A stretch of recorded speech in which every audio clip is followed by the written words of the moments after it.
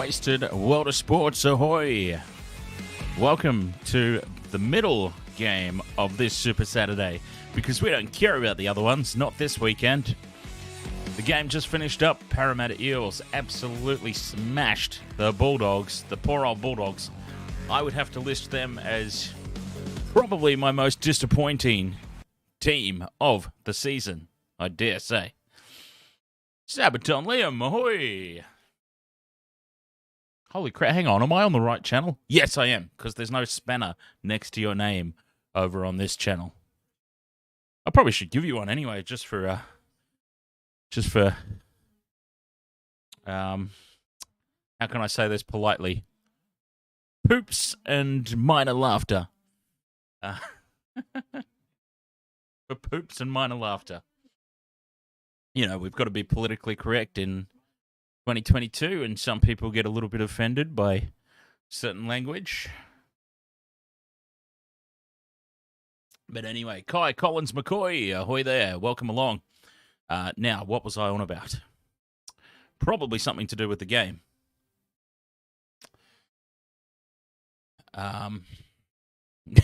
See, look, this is exactly what I'm talking about. Look, okay, I've obviously made reference to something. Sabaton Liam has said the full thing, and it's been blocked by YouTube automatically. That's not even a Nightbot thing. That is just YouTube. So this is exactly what I was talking about. Censorship has gone mad in 2022. Censorship has gone insane. Well, see, Sabaton Liam, you have not actually streamed on YouTube for quite a while, have you?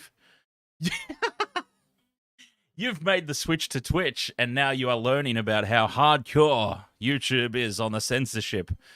Yes, that one got blocked as well because of the word bastard. That's interesting. Like, I'm allowed to say the word bastard. Jesus Christ is fine too, apparently.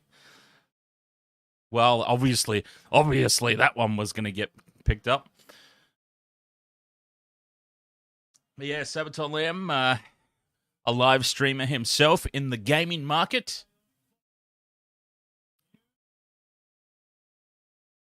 And he hasn't been on YouTube for quite a while, so he's learning all about the censorship on the YouTube. But anyways, we are just moments away from kickoff here, only a couple of minutes to go.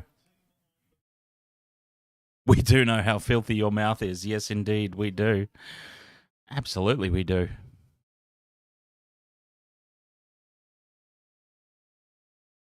And we are ready for a big game here today. So, Kai Collins McCoy is asking me how the unders market works, and I will tell you exactly how the unders market works. That is the total match points. That's what we're looking at there, specifically the total match points. And we want under 52.5 points scored for the total match. So that's both teams. That's just the total match score. We want it to be under 52.5 points by the end of this game, if we're supporting my multi anyway. My multi being three. I've got three legs. So I've got Kohler scoring for Manly and Jesse Ramian scoring for the Sharks, and we've got unders. But then we've also got a four-leg Kohler, Lockie Miller, Tintin Moylan, and Tui Pelotu. So that's how that works. Anyway, Kai Collins McCoy. Ed Vogel, ahoy there. What's today's game plan? Win. First and foremost, be victorious. Dustin Fisher, welcome along. Got the Sharks under 16.5 tonight. I think it might be close. I'm hoping it's not, because the Sharks' top two aspirations rely on them continuing to win, because Melbourne are nipping at the heels, aren't they? I said it a few weeks ago. I said, do not write off the Melbourne Storm under any circumstance. And the past couple of weeks, they've been flawless, haven't they? Completely flawless, Melbourne. So they're nipping at the heels for a top two spot. And we're underway in this one. Sharks with the kickoff. Final score prediction. Okay, let's go. Sharks 26. Manly 12. How does that sound?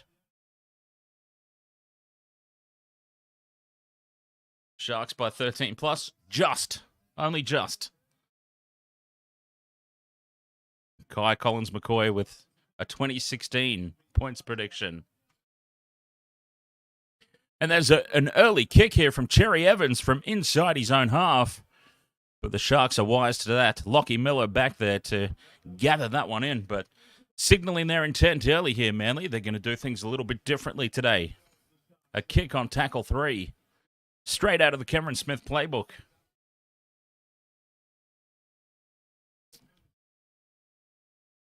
As the Sharks rumble it back out of their own end. So Ed's asking me who is going to score the first try. And here is an early... No, I thought it was a penalty. You know what? The referees have got to sort this out. It used to be a very clear, distinct, different type of blow when there was a penalty or just a stoppage in play. When there was a stoppage in play, it was just a short little blow on the P. But now... And when it was a penalty, it was an elongated, continuous blow. But now, they all sound the same. I don't know what's going on anymore when I hear the whistle. That's something the referees need to get sorted out quick smart. Well, one of the many things that need to be sorted out. But that's a pretty big one. An early mistake from the Sharks on the kick chase, and Manly are starting this set in very good field position. I'm very nervous about this game. I'm a Sharks supporter, of course. Everybody knows that. Manly have broken my heart many, many times. They're missing quite a few players today, though, as they rumble up towards the halfway line through the forwards. But Jake Trbojevic is a big out, so both of the good Trbojevics are out of the team. I don't know if Ben's playing. I think he's injured as well, isn't he? Jeez. Oh, no, he's on the interchange bench. Okay, Ben Trbojevic is on the interchange bench. I was going to say, if they were all out injured, that entire family must be made of matchsticks. Cherry Evans with the high ball. It's taken nicely by Lockie Miller. And he's run about 13 metres across field. Now he straightens up, and that's a little bit more threatening. Manly lost many players to injury this year. They've had a horror run, haven't they? They've been a very disappointing side. In the preseason predictions, I actually had them finishing top 4. But obviously, that was reliant on them keeping their main squad on the field. Something that clearly has not happened. One-on-one strip here. It's play on. And Manly have got the ball 30 metres out. Solid work there. Holy moly, Olakau'atu. And now he's trying to milk a penalty. Nobody's believing that you got pushed over by a pinky, mate. Look at the size of you. Just get up and play the ball. I'll tell you what, if I were a coach, heaven forbid I were a coach, I would be so... There's a couple of things that really, really tick me off. Even if it's my own team that's doing it. I would not coach my team. First of all, the way that they flop around like a fish out of water and they play the ball, trying to earn the team a penalty. They go to ground and then they air hump and they thrust around on the ground there. I would not coach that. I would be ticked off. It'd be 50 laps around the field next training session every time you do that during a game. If I were the coach, just get up and play the goddamn ball as quick as you can as Mulatalo takes this over the dead ball line. Covers the kick from Cherry Evans. And that's a result for Manly. And look, early days, of course, but they have started on top in this contest. So, yes, if I were a coach, 2 very distinct rules. Do not dive to try and earn a penalty. And do not flop around on the ground. Just get up and play the ball. Play the ball speed is crucial. And can you imagine how many quick play the balls there would be if the players weren't on the ground thrusting their hips ridiculously into the air? And, great rush-up defense here. Sharks have caused the error.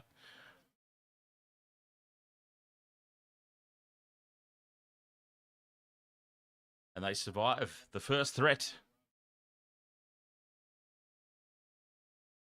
As both teams just feel each other out here in the opening stages. If he could have his time over, I dare say that he would not try the flick pass. And he would just take the tackle and go to ground. Wasted opportunity there for Manly. And that's been the story of their season, hasn't it? Oh, yeah, that's what I was on about. Manly, one of the most disappointing teams. I had them in the top 4 in my preseason predictions based on how well they did last season. They did very well last season with a lot of outs.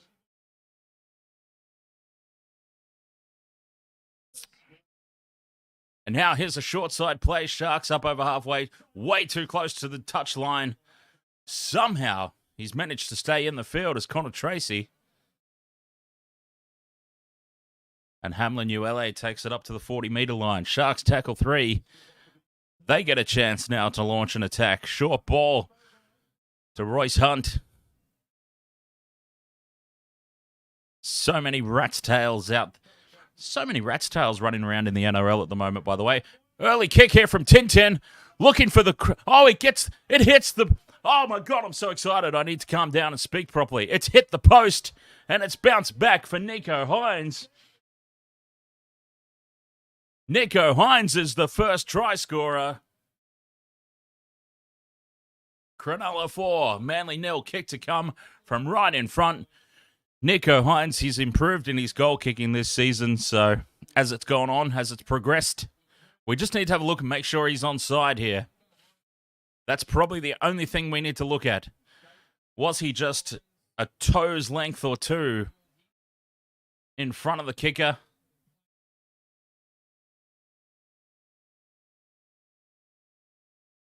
Try is confirmed.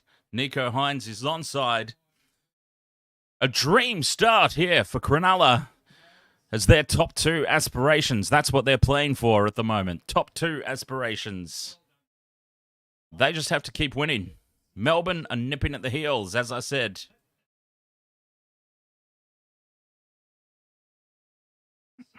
And they'll be doing very well to hold them off.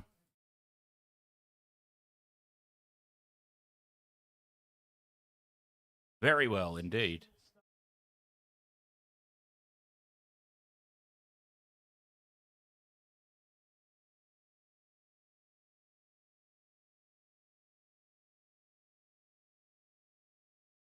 And there is the conversion. Conversion successful. 6 points to 0. Sharks, the dream start.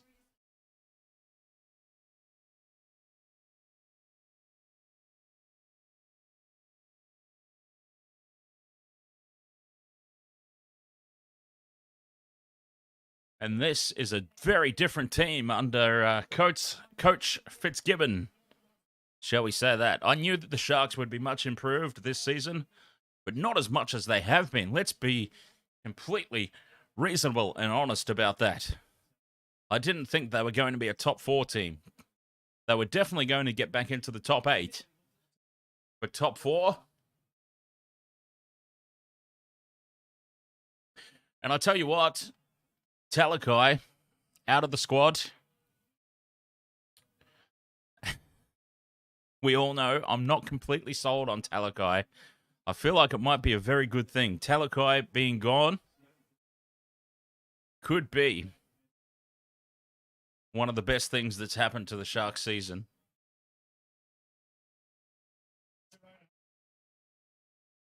Controversial statement, maybe. But let's be honest, he had that one really, really good game. Funnily enough, it was against Manly. Not that he's been bad or anything, don't get me wrong. Talakai has certainly not been crap. But I think he certainly built an unwarranted reputation based off one performance against poor old Morgan Harper. Morgan Harper's probably still having nightmares about Talakai.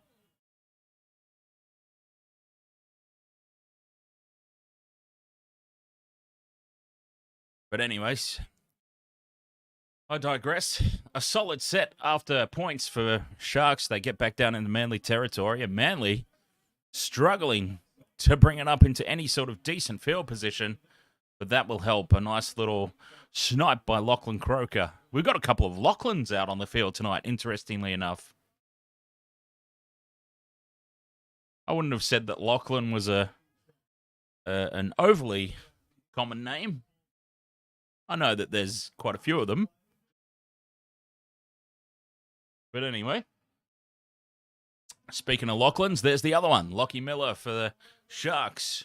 Passes it off to Mulatalo. Doesn't want to run the kick back. But that's what Mulatalo's there for, isn't it? Mulatalo's there to take those solid runs on the back of kick returns.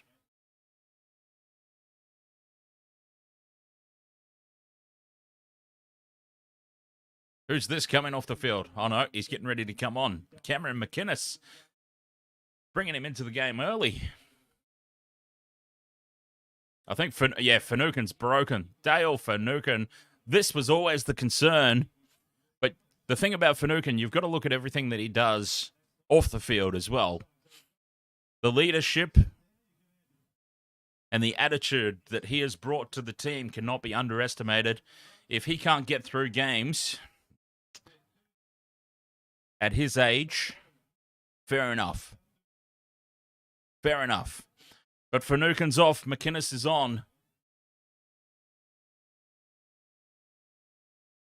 He has brought so much to the team as well. It's not all Fitzy. Finucane deserves a lot of credit for the change in attitude in the Sharks camp. Up the tunnel he goes, a very forlorn-looking sight there. Is Manly now bringing into Sharks territory. There, speak of the devil, holy moly Olakawatu. There he is. On the fifth and last, inside Sharks territory. Cherry Evans, high ball. Pressure on Lockie Miller. Easy as you like. Lockie, he's away as well.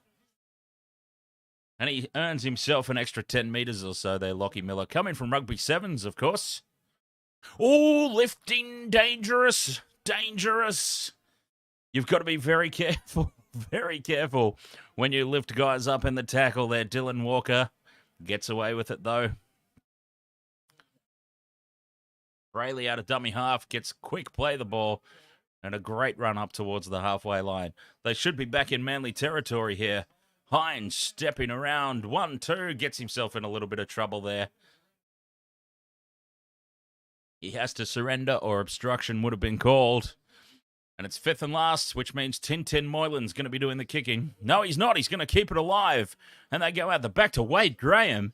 Now, for the love of God, I've said Wade Graham should be removed from kicking duties a couple of times already this season. So I don't know what that was all about.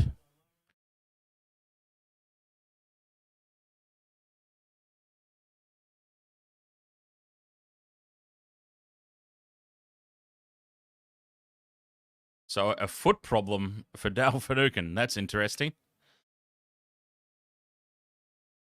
Ed Vogel has asked, as Manly bring it out of their own end, Wade Graham re-signed for another year? Depends if he's happy to take less money. Yeah. If he's happy to come on board for another season on less money, by all means, I think loyalty is important, but loyalty has to be realistic. If he's demanding too much money, see you later, mate. Don't let the door hit you on the way out. But if he's willing to come on board for greatly reduced money for another season and just see how it goes, then I'm all for it. He's been a great servant of the club. I'm sure that he's a locker room leader. And these are good players to keep around in some capacity. But I'd be very open and honest with him about it. You're on the back end of your career, mate. Let's be honest. So if he's willing to play ball on that and stay at the club for less money, I'm all for keeping him around. 10-10 goes for a dart upfield. And that is a great run. Fifth and last now, 30 out. Hines. Up, and it's been touched by Mulatalo. He gets 6 again, and then it's been knocked out by Manly, and it's going to be Sharks ball. Ed Vogel, what will happen if the Sharks win this game? They jump back up above Melbourne into number 3.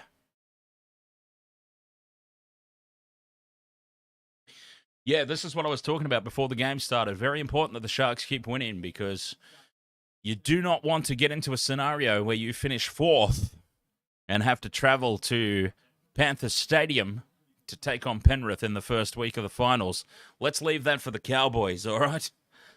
For the love of God, let's have the Cowboys go into Penrith for... Oh, Lockie Miller steps around 1, 2, 3, and then he's finally shut down. Rayleigh to Royce Hunt on the crash ball play. Crash ball all day, every day. Royce Hunt, what a big unit. That's another try for the Sharks, and they're about to go 12-0 up. And I'm starting to feel very nervous about my unders.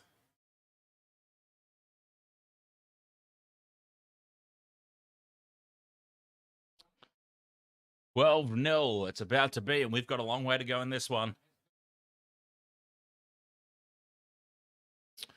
So yeah, Ed, after this game, should the Sharks continue to play the way that they're playing and go on and win this game, they will leapfrog back above Melbourne and into 3rd spot.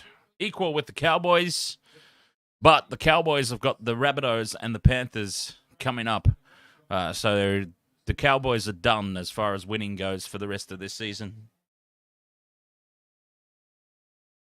So if the Sharks keep winning, they're actually going to finish in 2nd spot, which would be massive, massive, massive to get a home semi-final.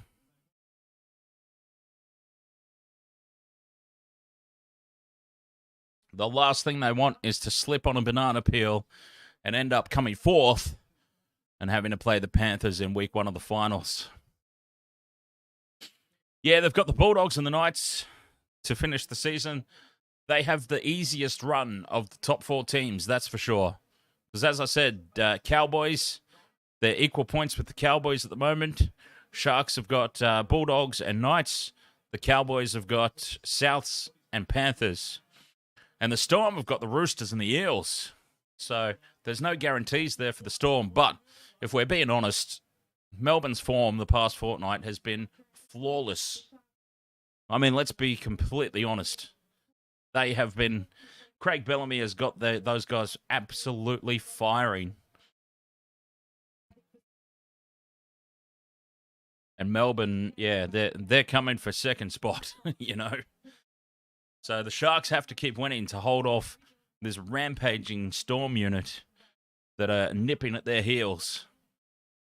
So yeah, my predicted top 4 is Panthers, Sharks, Storm in 2 or 3.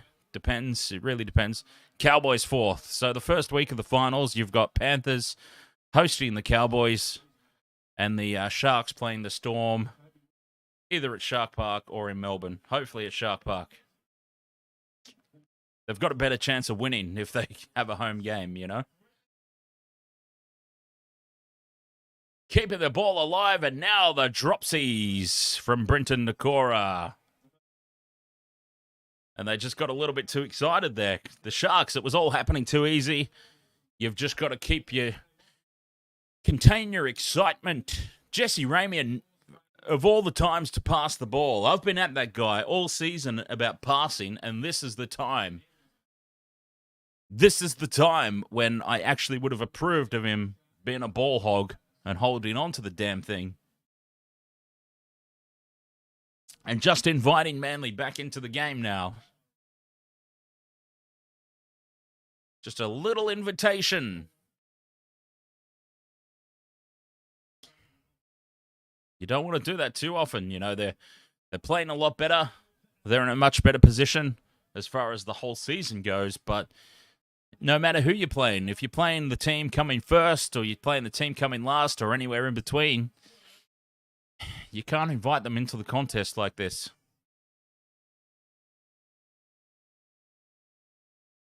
Fourth tackle, 5 out from the Sharks line. This is their chance to strike back the home team. Cherry Evans, inside ball, holy moly. Gets away from 1, gets away from 2. He's drawn in 4 defenders, but they do manage to drag him down. Last play, a kick through, and it's I don't know what's happened there, but it's been knocked on by the Sharks is what's happened there, apparently. So as we get ready for this scrum, 10 metres out from the Sharks line, Ed Vogel has asked, can the Storm beat the Sharks at Shark Park? Yeah, absolutely they can, especially on current form. I actually really hope my preferred scenario for the finals, Ed, is that the Cowboys manage an upset. If the Cowboys can manage an upset in against either the Rabbitohs or the Panthers, then there's every likelihood that the Sharks play the Cowboys in the first week of the final. And that's the dream scenario, because the last thing I want for my Sharks is to have to play the Panthers or the Storm in the first week of the finals. I would much rather be going up against the team that's just making up the numbers in the top 8 in the North Queensland Cowboys. I would much rather that. Whether it's in Townsville or at Shark Park, the Sharks are going to beat the Cowboys. But I'm not so convinced about either of the other two teams. So that's my dream scenario. But I just can't see it happening. I mean, the Cowboys are going to get destroyed by the Rabbitohs next weekend. Get the record books out. And that last week against Penrith, I know Penrith are under strength, but the Panthers have shown what they can do as an understrength unit. And that's what makes the Storm's victory over them all the more impressive. Oh, dummy by Brayley, and he goes straight up the middle to the 40-metre line. What a great dart out of dummy half. He is having a fantastic season there, Blake Brayley. To be perfectly honest, when they let Jaden Brayley go to Newcastle, I thought, they've let go. Oh, it's fallen nicely for Tintin. Keeps it alive to Nico Hines. Keeps it alive again, maybe slightly forward pass there to Connor Tracey. But it doesn't matter. Connor Tracey is tackled, and nothing has really become of it. And the Sharks, wow, they know how to keep this ball alive. Craig Fitzgibbon has transformed this team. More importantly, he's changed. He's transformed Tintin Moylan. Matt Moylan was one of the worst players on the Sharks salary cap.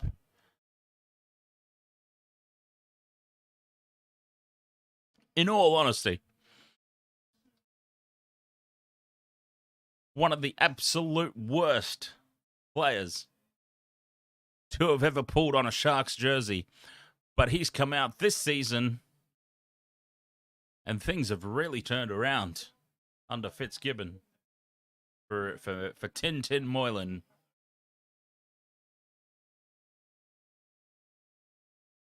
And a penalty here for Manly.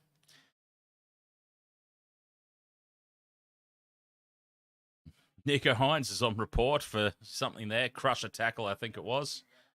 Oh, and now here is another penalty to Manly for something inside the 10. So Nico Hines on report, and now immediately in the next tackle. And that's a much better kick.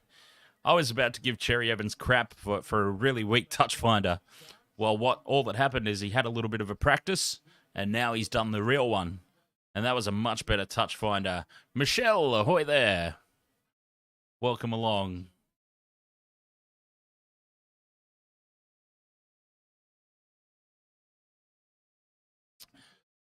And, a much better effort that second time from Cherry Evans. Solid defense here from the Sharks. But it's Manly on the attack. 15 out from the line. On tackle 4. Quick play the ball. Kieran Foran with a loose ball. And Royce Hunt dives on it. And the Sharks survive. And Manly's night goes from bad to worse. Hang on, was that Kieran Foran? I don't think it was, actually. I might have to take that back.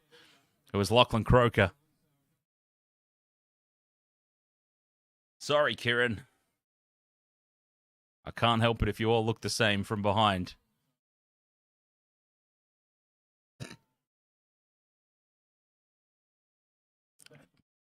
That could be taken in a very dirty context. Fifth and last suddenly for the Sharks. What the hell happened there? I sort of had a little giggle, spat my drink, and looked up, and suddenly it was fifth tackle. James Intox, ahoy!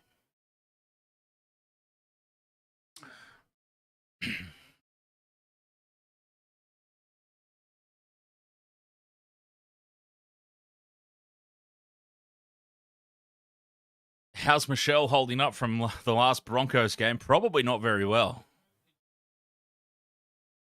I should imagine that it's made even worse because that annihilation, that pantsing, that man-shaming was done by her most hated team in the history of all sports, the Melbourne Storm.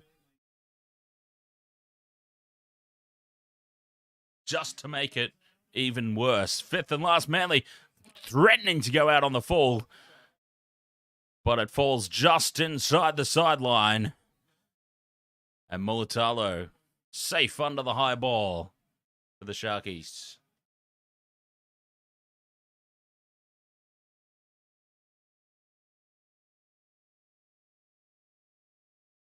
Ramian with the hit up. Now that's better, Jesse. Hold on to the ball in those scenarios. Quick play of the ball again, and Brayley again looking very threatening out of dummy half. And again, Nico Hines is off his shoulder, and there's Aiden Tolman. Aiden Tolman. Hines with the kick through. Finds grass. Great chase on the Manly fullback, and they wrap him up and they drag him backwards. Nathaniel Songen, Sharks' best attacking team by far. Well, I'm not so sure about that. Well, between these two teams, definitely. Best attacking team in the competition. I wouldn't necessarily be sold on that. Christy. Ahoy there. Christy Hamalainen. Can you see the Sharks going to the grand final? Look, the Sharks are my team, and I would obviously love us to see it happen, but I think we're a year or two away from seeing that. Craig Fitzgibbon, Dal Finucane, Nico Hines, Cameron McInnes as well. Like they bought very well in the off-season, and the culture and attitude of the club has been transformed, and they've obviously played way better than I anticipated them playing. I thought they would be back into the top 8. I actually predicted 6th at the start of the season, and the fact that they're probably going to finish second, on the ladder, is just unbelievable. What an unbelievable turnaround. But can I see them going to the grand final? Probably not, in all honesty. I think big game experience. They're probably a season or two off. If they can keep this team together, though, next year, the year after, look out. Look out for the Shark. It could be time for another premiership in a couple of years. But this year, no. Honestly, as much as I'm a fan and would love to see it happen, can't see it happening. A little bit too early for this unit. Speaking of units, there's Andrew Fifita. There's another player who's sprung back to life under Craig Fitzgibbon. They've created numbers now. Connor Tracey dummies, goes on his own, and again he is very close to the sideline and somehow keeps himself in the field of play. I have no idea how. He must have the most bendable neck in the competition to have been able to stay in the field of play there. And a 6 again for a ruck infringement. Sharks keeping it alive. Nakora is crushed in the tackle. Brayley from dummy half. A crash ball to one of the smallest guys on the field. Probably not what you want. And now Tintin for the line. Reaches out. Did he get the ball down? Or did he lose it? I think he lost it. I think he lost the ball there, Tintin. But I tell you what, this will be a great tick on my 4-leg multi if he scored. He seems confident, Tintin. That's a try, Tintin Moylan. It's the Sharks about to go 18-0 ahead. I'm going to go ahead and put a tick up on my multi there.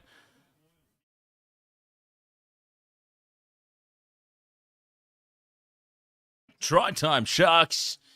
18 points to 0 incoming.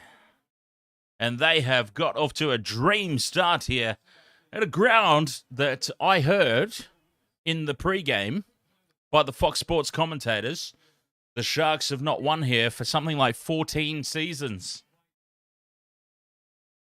Now, I can't speak for how often they play here, but 14 years is a long time to go winless at a particular ground.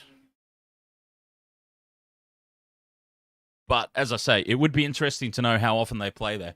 I mean, maybe they only play one game there every 7 years or something, so in reality, they've only lost 2 games here.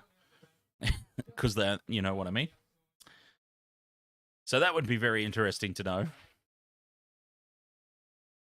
But they've given themselves an absolutely dream start here, Cronulla. And they've already gone a long way towards amending the record that they've amassed here at this field. Straight down the middle for Nicho Hynes, 18 points to 0 Cronulla. They could not have asked for a better start to this game. In the context, you know, they're looking for a top 2 finish. They are looking for a top 2 finish. Let's not forget about what we were just talking about earlier. The Sharks have got the Knights and the Bulldogs to finish. They are level on points. Should they win this game, they're level on points with the Cowboys, who have the Rabbitohs and the Panthers to finish. I'm sorry, Cowboys supporters, but I can't see any way that the Cowboys win both of those games to finish the season. The Sharks, on the other hand, should beat both the Knights and the Bulldogs, and they're looking at a top 2 finish. And who saw that coming at the start of the season? Certainly not me.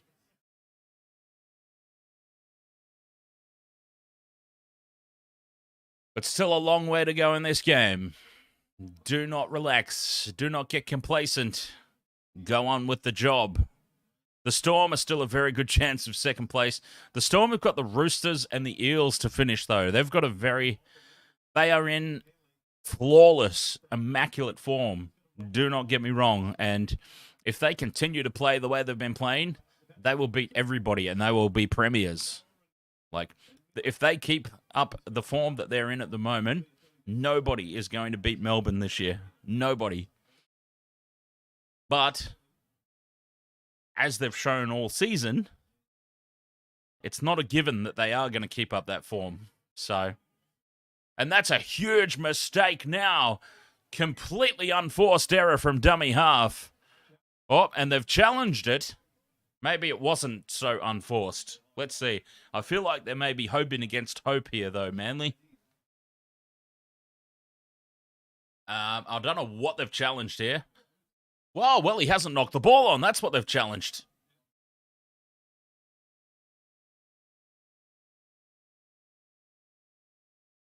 That's what they've challenged. He hasn't dropped the ball. He's just got that before it touches the ground. Farsi, ahoy there, mate. Welcome along.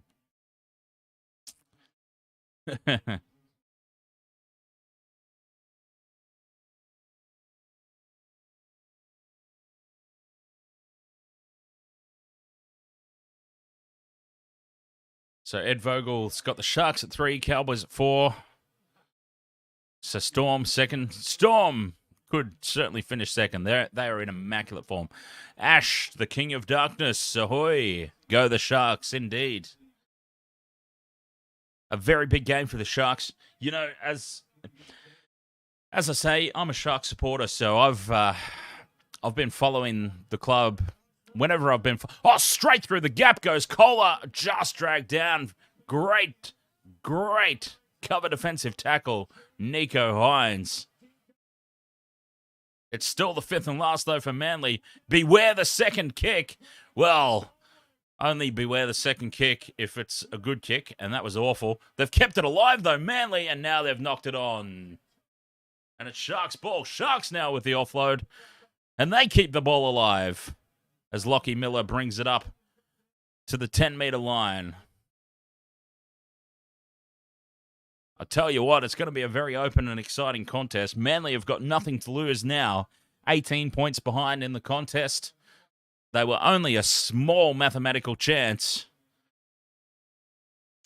in the first place of making the top 8, so they had very little to play for anyway, other than their own personal pride. But I think when you lose to the Titans, you probably lose the right to play for personal pride as well, to be perfectly honest. Oh, Tintin's been strangled by Morgan Harper.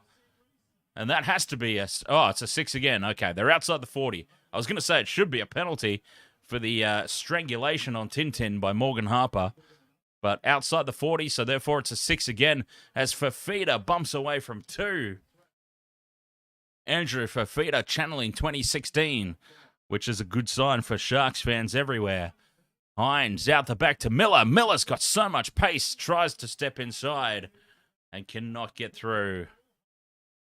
But the Sharks are on the attack here. Jesse Ramian, of course he's not going to pass. There was never a threat of a pass. The only time Jesse Ramian passes is when he really shouldn't. Brayley from dummy half, crash ball again to another small fella. Okay, can somebody please put the note out to Blake Brayley? The crash ball plays only work when you've got a really big unit like Royce Hunt or Fifita or Hamlin ULA rampaging off your shoulder. No crash ball plays to backs. The kick from Tintin straight into the waiting hands of Kieran Foran. And Manly escape from that one. It was a terrible kick anyway. I'll tell you what, if Foran doesn't catch the ball, it's probably going over the dead ball line on the full, and Manly get a 7-tackle set. So probably a good result there for the Sharks.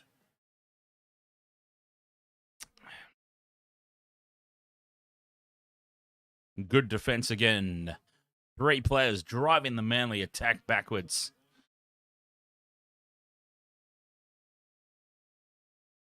Taj, Stucky, ahoy mate, how are you doing?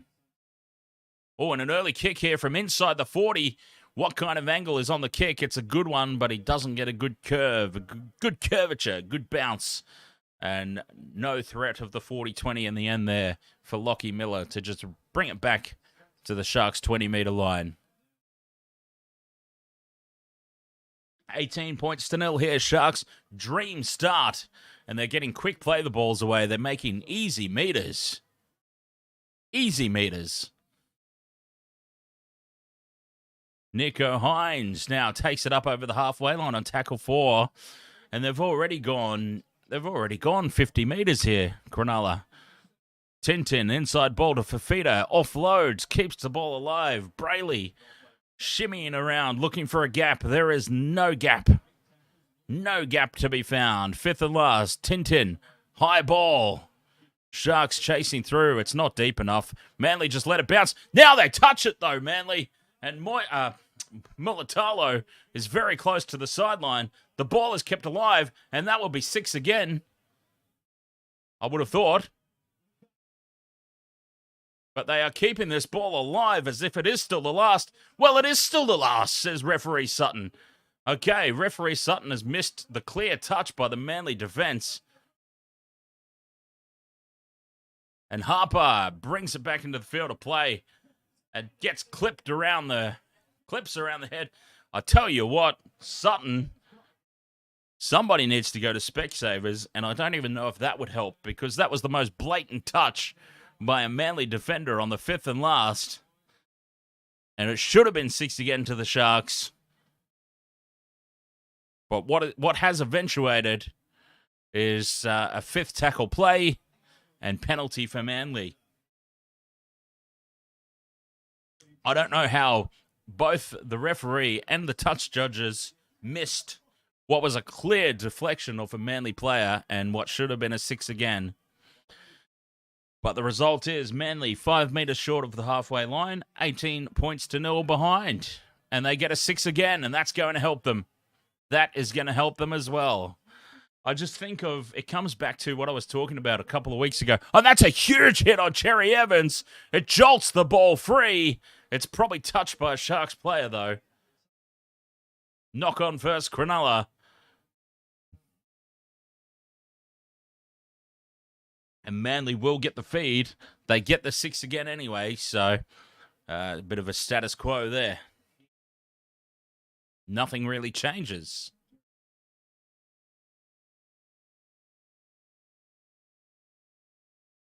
No thought of a challenge there. It's not really worth it, is it? 18 points to 0 ahead. But this could swing on its... Oh, and he's dropped the ball cold. Who was that? First play off the back of the scrum. It's the first play off the back of the scrum, and Brad Parker drops the ball cold, completely unopposed, completely unforced. Hang your head in shame, sir.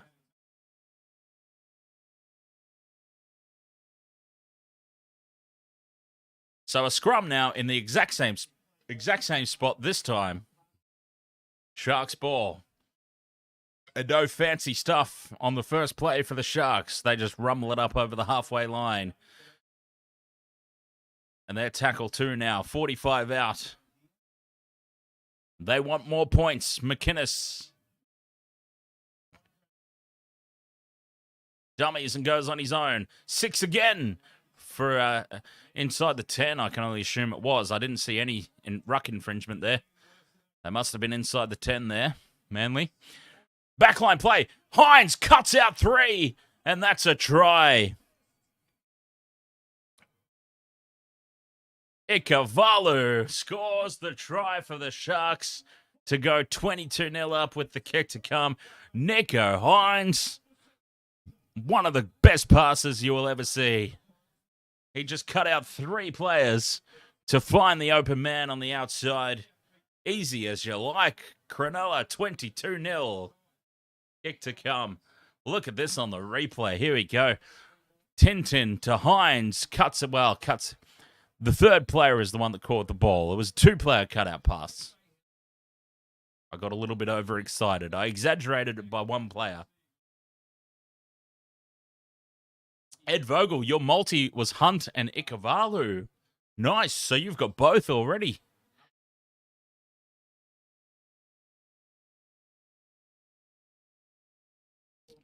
Royce Hunt in the 15th minute. Ikavalu in the 38th minute.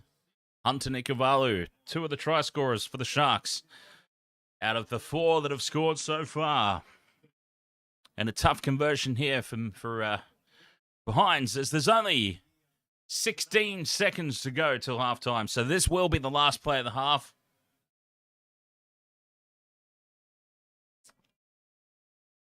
Nico Hines lining it up. He's very much improved his goal kicking, hasn't he? Very much improved throughout the course of the season. Moves in, strikes this one. Hooking way too much. And it stays 22 points nil. Okay, so what were the pre-game predictions? I think I said Sharks 26-12, didn't I? Okay, well, Manly need to get their act together if it's going to be that scoreline.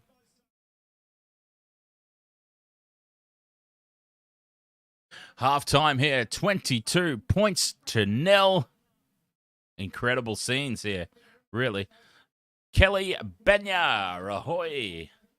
There's Lara Pitt on the sideline, having a chat to Wade Graham.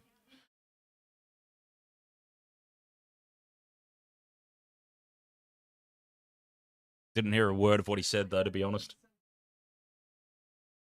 Okay, 22 points to 0, half-time. I'm going to have a little bit of a break.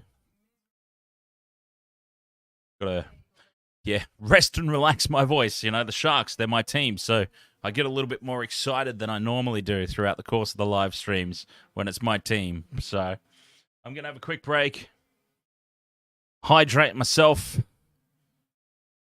and I'll be back for the second half. Let's do it. Where's the world of sports?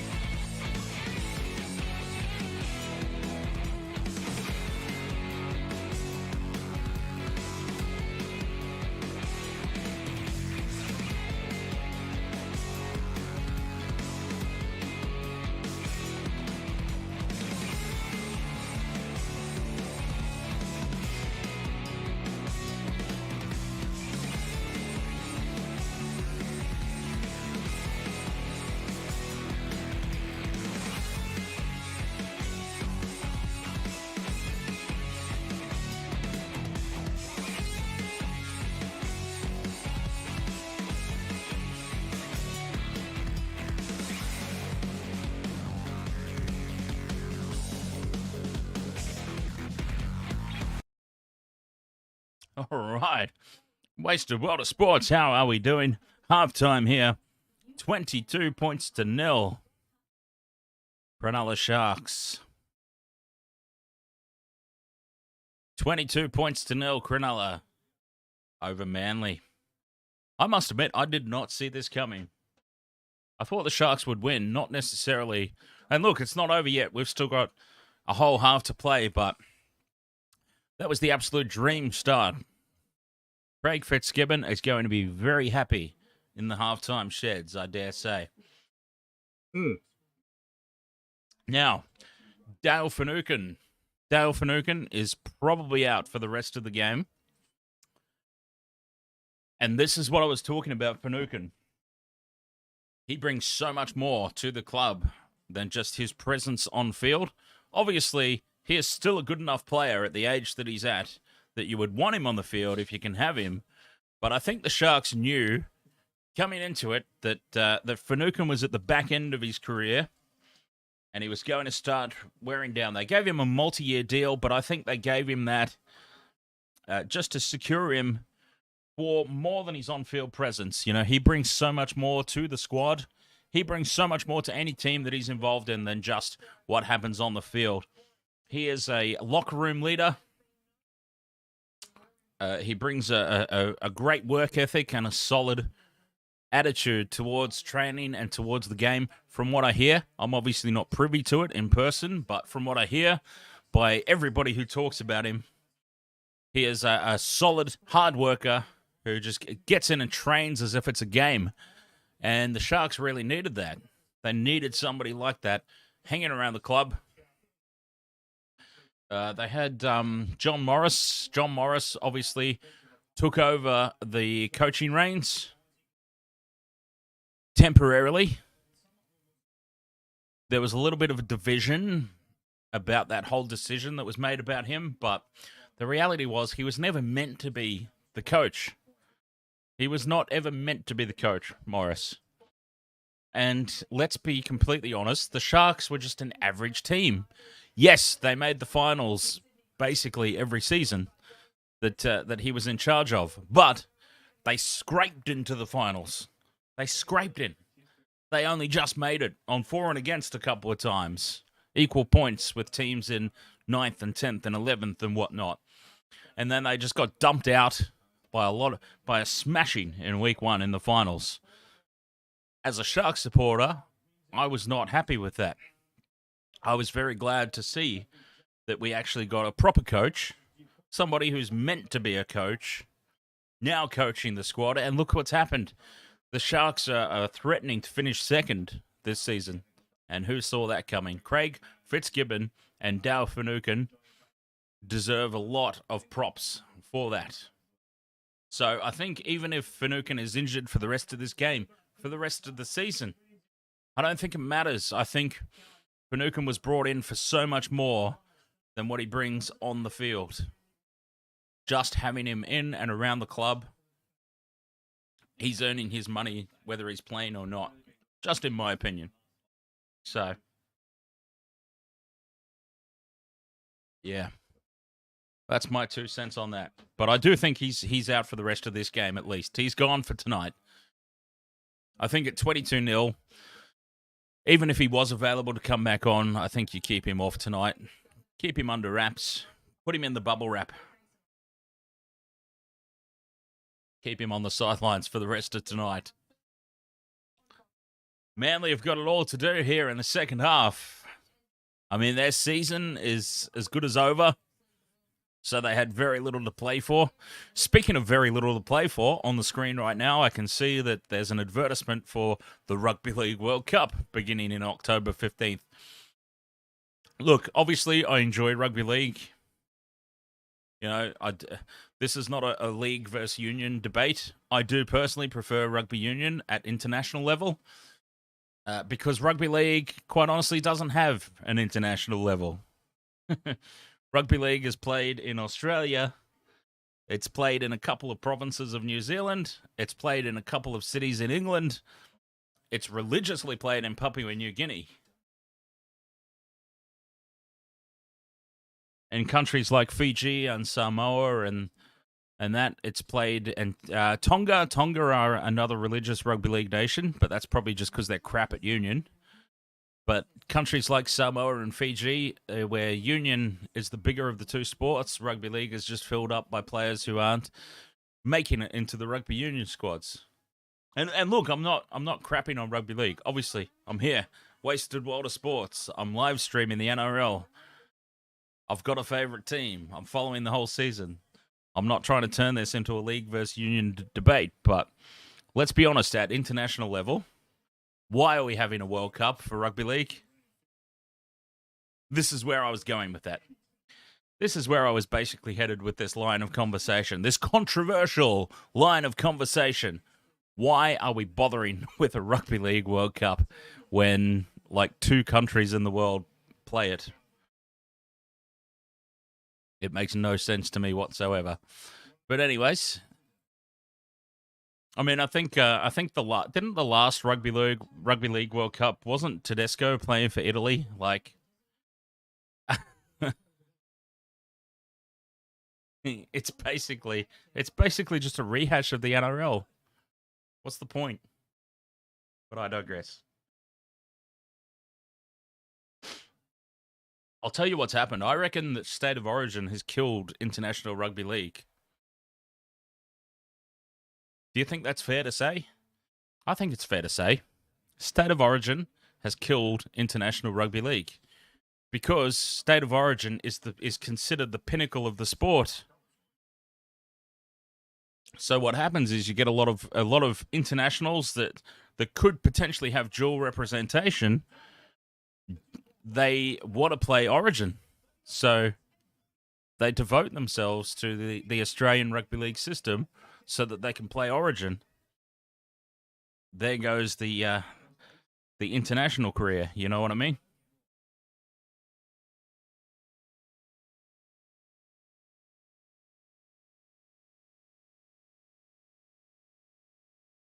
But anyway, it is what it is. If they want to have a joke of a World Cup rugby league, then more power to them.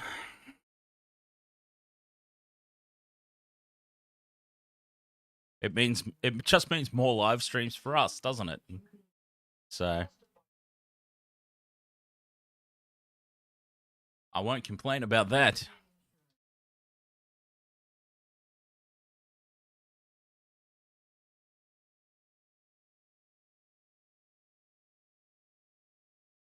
All right, so my same game multis are looking pretty miserable.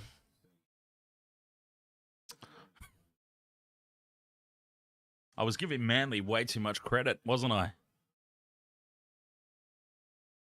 Yeah, Dustin, we were talking about the top four. We were talking about the top four earlier. My predicted top four is Panthers, Sharks, Storm, Cowboys. And unfortunately, Dustin, your Cowboys might very well be making the trip to Penrith to play the Panthers in the first week of the finals. How do you feel about that?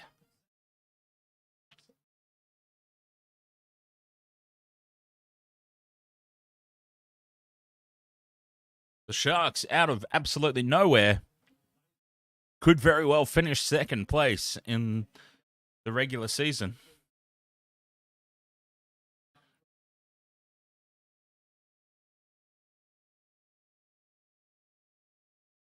The saving grace for the Cowboys is that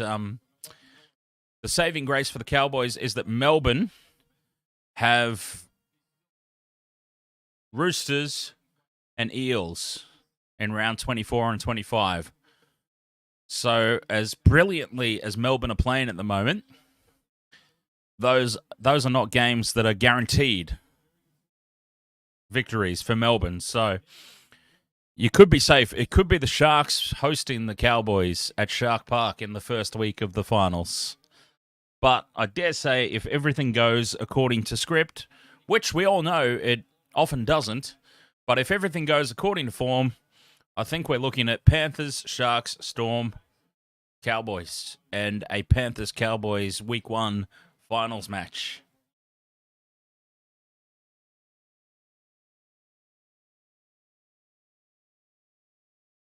But I tell you what, though, Dustin, I hope that the Cowboys sneak a victory over either the Rabbitohs or the Panthers, because I would much rather my Sharks be coming up against the Cowboys in the first week of the finals than Melbourne, because we might actually beat the Cowboys, but it's guaranteed that we're going to get absolutely slaughtered by Melbourne. So I might be cheering for the Cowboys the next couple of weekends, if you can believe that.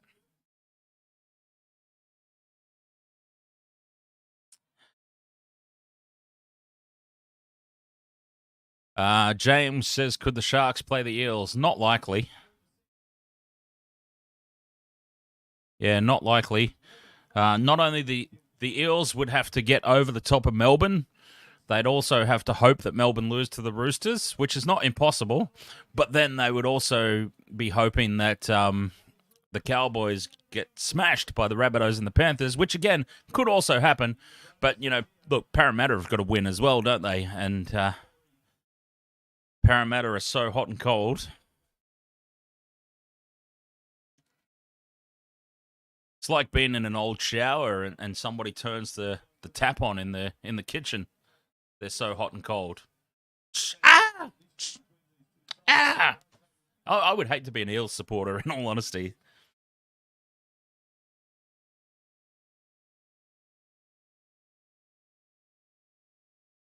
Dustin, really? You would rather have the Storm in the first round of the finals?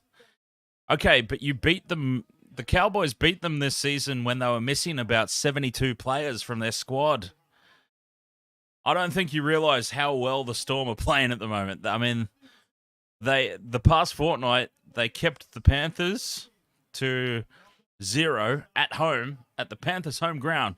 Kept them to 0, and then they just came out and absolutely spanked the Broncos. Craig Bellamy has got them fired up.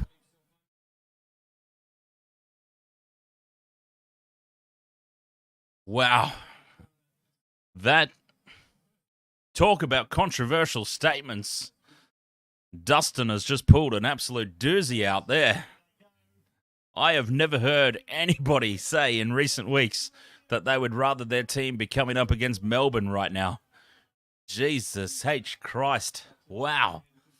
What a bold statement it would be, though, if they got the win, to be fair. If the Cowboys got up and won against Melbourne in their current form, it would be a hell of a statement, though, to be fair. So, but anyways, the second half has started very much like the first. For Manly, an unforced error, and the Sharks are on the attack 5 metres out from the line. Crash ball play for Fifita. Channeling 2016. No go this week.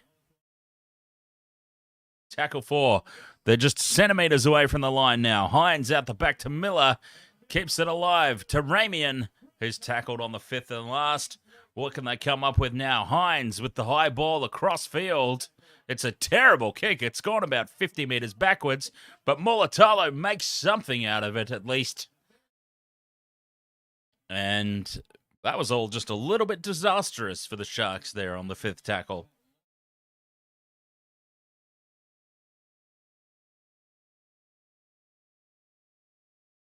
Manly starting this set 10 metres out from their own line. Tackle 3 now. This set is flying by. And they're on a little bit of a treadmill. Now, here we go. Something a little bit different. Manly out to Brad Parker. Stretching it wide early, but going nowhere still. Tackle 4. And now, 5th and last. 40 metres out from their own line. They're going to have to come up with a 40-20, but there's no threat of that. That is a high kick, though, but Lockie Miller, no pressure. Takes it easily. That's the rugby union background there, Lockie Miller. Okay, Finucane's up and about. Dale Finucane is up and about. He's on the bike.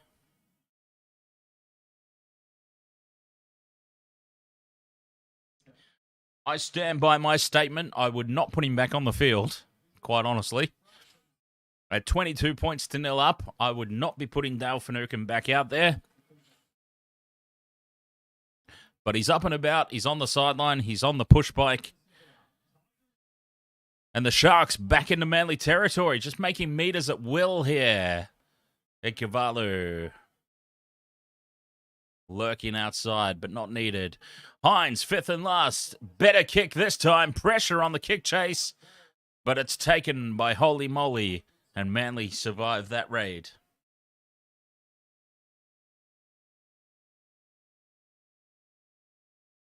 Morgan Harper back in field. Makes absolutely 0 meters.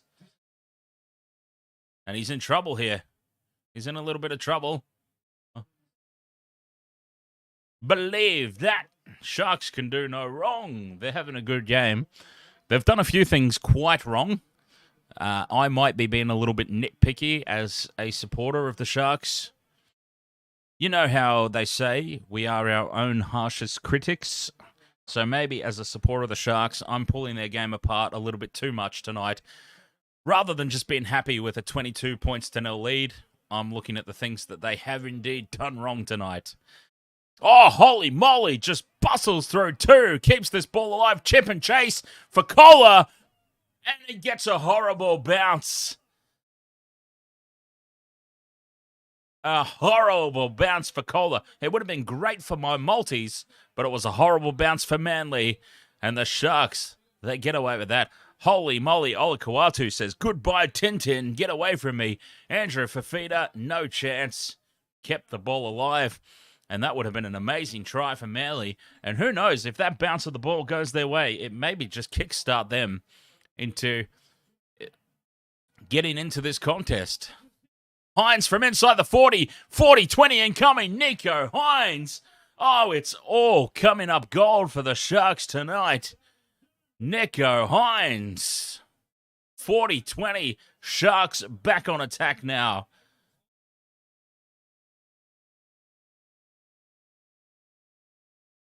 It wasn't even a 40-20. It was a 30-20. That was an amazing kick.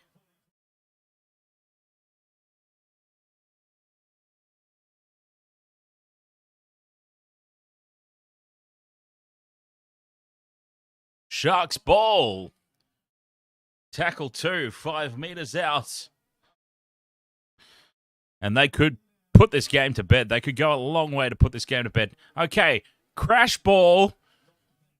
They didn't listen to me. They did not listen to me in the first half. Crash ball plays go to big guys, okay? Cameron McInnes is a great player, but he is not a big guy.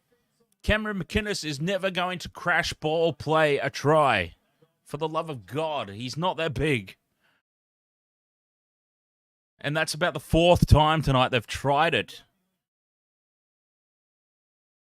If at first you don't succeed, try again, unless it is that clearly ridiculous that it's not ever going to work. Tin goes on a dart on his own, steps inside 2, gets over the line, but I don't think he has got the ball down to ground. And it's going to be Manly ball.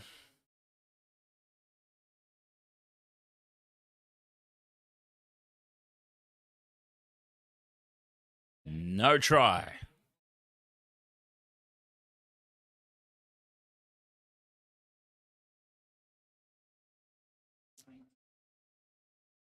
By the way, if anybody is curious in the slightest as to why I'm calling Matt Moylan Tintin, head to NRL.com. I'm not going to share this with you. I'm not going to share the link in the chat room. This is only if you care enough to look it up.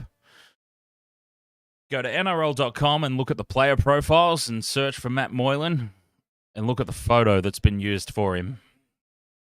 You will completely understand why I'm calling him Tintin. If you know who Tintin is, of course, that would be helpful as well.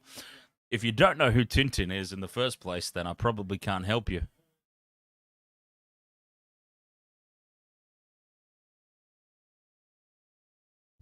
If you don't know who Tintin is, you're either younger than me or older than me. That's probably the way to look at that. But anyway. Oh, now another mistake for Manly. And it's Sharks ball again. 30 meters out. They'll be on the attack.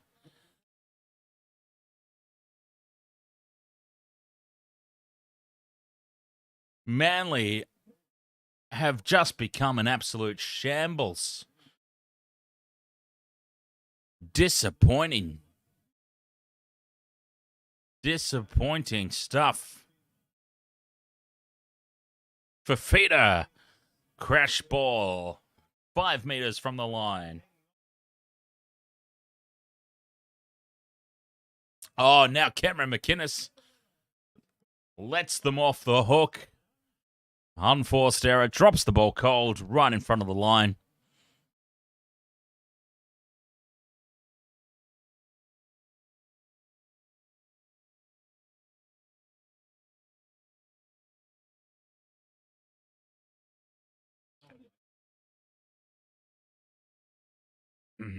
Desi Hasler up in the coach's box. A very solemn-looking figure, to say the least.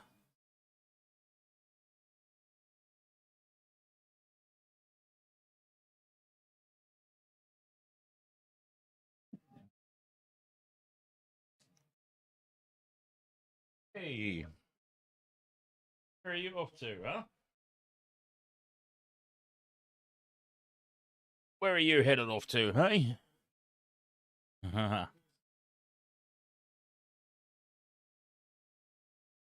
Where are you going? Look at this, Alara. The Sharks are leading 22 points to 0. You've missed basically all of it. Manly trying to get something happening, though. You know what? In all honesty, here, do you want to sit up here? In all honesty, there are still 30 minutes to go in this game. There's time enough. I just don't think Manly are good enough right now. That's the problem for them. There is plenty of time enough.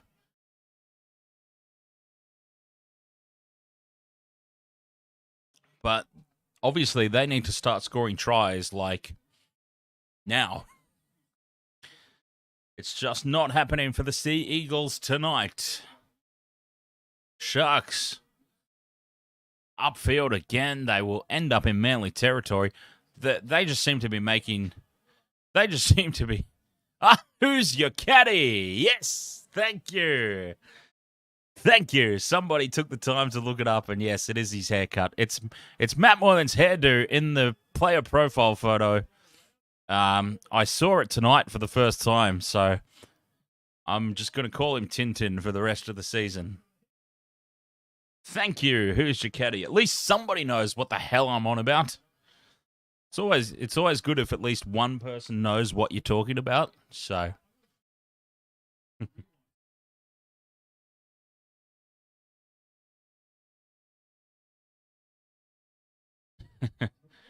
22 points to nil. I wonder if the Sharks are going to get any more points in the second half. Early kick here from Cherry Evans. It's a kick on the second inside the 40, but Lockie Miller is back there to cover off any threat of the 40-20. And remember, Lockie Miller is one of the fastest players on the field tonight. So he shut that down very quickly, but had to be done. Like, Manly are at the stage now, they have to try something. And Cherry Evans, a kick on tackle 2, looking for the 40-20. It didn't pay off as Nakora threatens to make a break.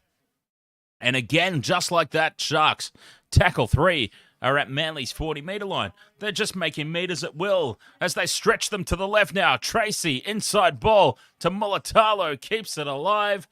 Hines passes it to nobody. Fifita, short ball, maybe slightly forward. But they get away with it. It was tackled anyway. Jesse Ramian on the 10-metre line on tackle 4. Keeps it alive, does Tintin to Fifita to Hines, and it's another try to the Sharks, and that is surely the game. Game, set, match, you would have to say, even though we are a long way from the finish line here, 27 minutes to be precise. Tintin to Fifita, the pop ball to Hines, running off his shoulder, try. Sharks had 3-on-1. Any number of them could have scored it. It's Nico Hines for his second try. He scored the first one, and now he has scored the most recent one.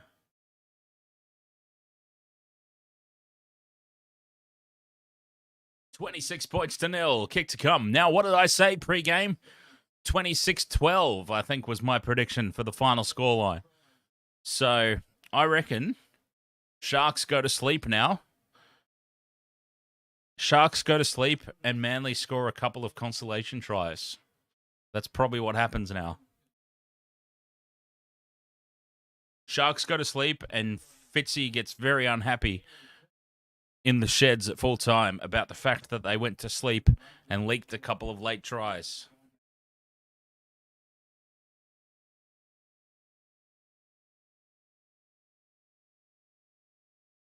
That would be it.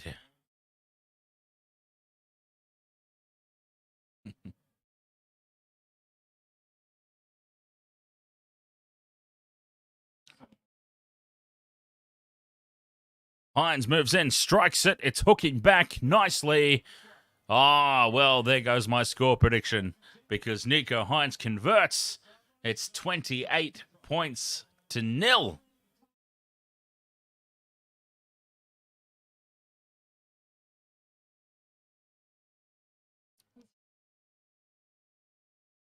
Great short side play there for the Sharks. And poor old Manly. I mean, wow. I dare say that, actually, I think the Bulldogs would have to be my most disappointing team of the year. Yeah, Bulldogs most disappointing team of the year, but Manly are running a very close second. I understand that Manly, they've had a lot of key injuries, but still, they should be battle-hardened and ready for those injuries on account of what happened last season. And the fact that Tommy Turbo, as great a player as he is, a legend in the making, potentially, is made of matchsticks. You've got to be prepared for half a season without Tommy Turbo. Sharks, anyway, again, inside Manly territory within the first set, keeping the ball alive, and now fifth and last, 25 metres out. Don't think for 1 second that they are done just yet. Hines with the ball, high ball to the corner. Great kick chase, tapped forward by the Sharks. Knocked forward, I believe. If it's not knocked forward, though, it is a try. But I think this is going to go up as no try for a knock. It's gone up as a try. Oh, Sutton has definitely forgotten his glasses tonight, because this one's gone up as a try. I do believe it will be called back for a knock-on, though, unless I'm the one that's mistaken. But that could never happen. Never. But this could be another try here for the Sharks. Here, I thought this was a knock-on. Well, I suppose, to be fair, that's gone backwards. And Ikavalu scores, I think, or is that Nakora? That might be Nakora, actually, who scored the try. Brenton Nakora over 32 points to nil. I thought we would have had a look at that, to be honest. I guess at 28 points to nil, I guess we don't care anymore. Another try here for the Sharks.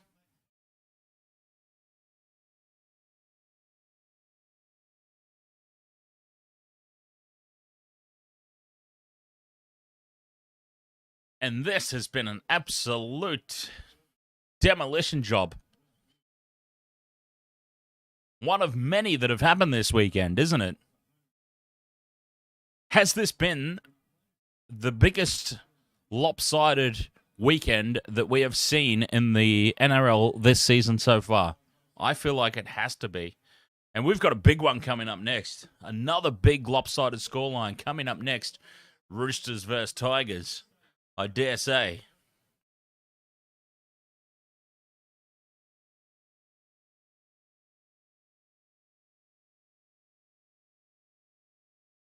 $34 points to nil. Sharks over Manly. Crack a smile, Fitzy, would you? He's got the belly aches about him. 34 points to nil, and he can't even manage even the slightest of smiles up in the coach's box. Oh, Fifita from the kickoff says, I'll take this one. And then he does absolutely nothing with it. He fired up, but did very little with it.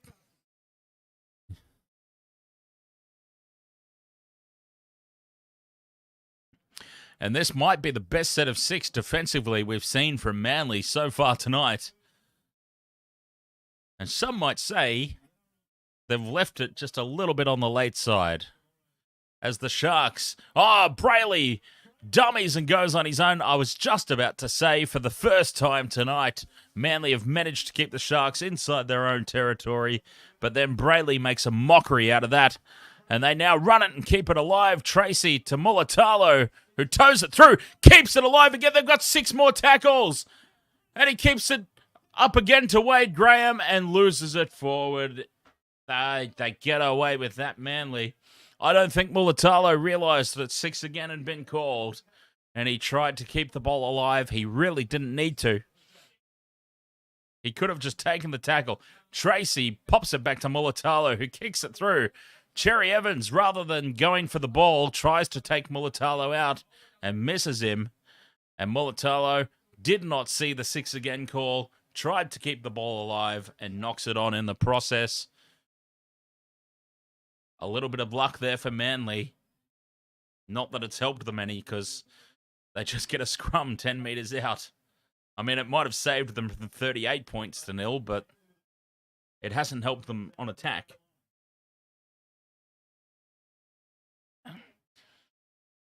We've still got 20 minutes to go in this game, by the way. I mean, geez. I feel like that's worth stating. There's still 20 minutes to go. I mean, that is enough time for multiple tries to be scored for either team.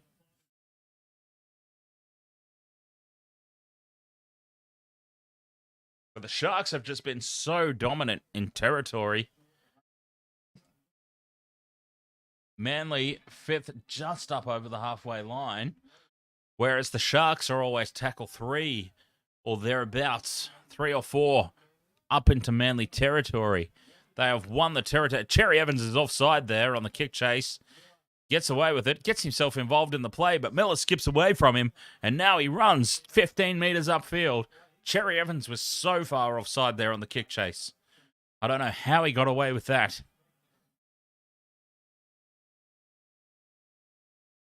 Dale Finucane is still on the bike on the sideline. And the Sharks keep the ball alive again. And this is exactly what I'm talking about now. Tackle 3. Tackle 3. Here they are. 30 metres out from Manly's line. They're just making metres at will. But when you flip it to the other side, Manly on a treadmill, struggling out of their own territory. No go forward. Miller, short ball, Tracey to Mulatalo. Plants it down, but I think he might be over the sideline. And Mulatalo is so keen to get himself over the try line. I think he's gone into touch there, though. Connor Tracey probably should have gone on his own.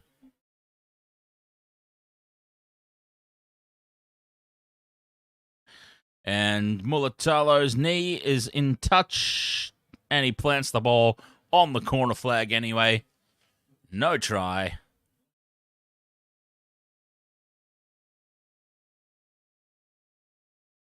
$34-0. This one remains.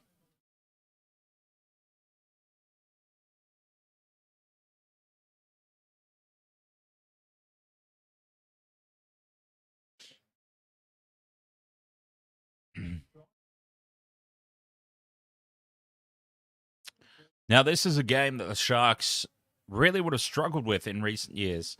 Going back to the whole Josh Morris. Oh, God. Sorry, Josh Morris. It's certainly not your fault, although you did leave the club. Or was that Brett? God, I don't know. I could never tell the difference between the Morris boys. One of them was at the Sharks and left mid-season to go to the Roosters to be with his brother. Anyways, never mind. It's kind of a pointless story if I don't know which Morris twin is which. Penalty here for Manly. I'll be right back.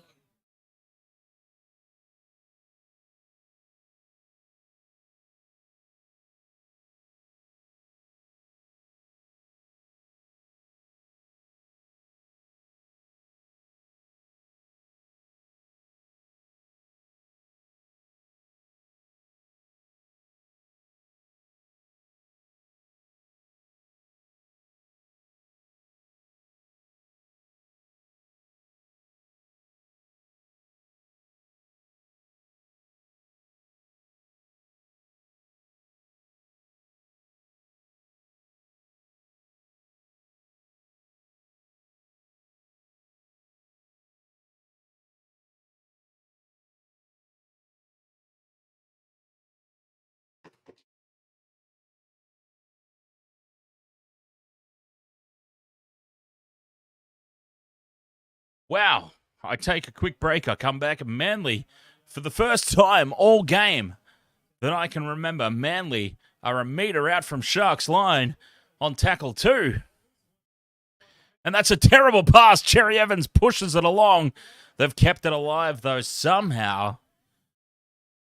And this is probably Manly's best chance of the game. And that's, if you're a Manly supporter, to say that their best chance of the game has come 62 minutes into the contest is probably depressing. And they've now knocked it on. No try, knock on Manly.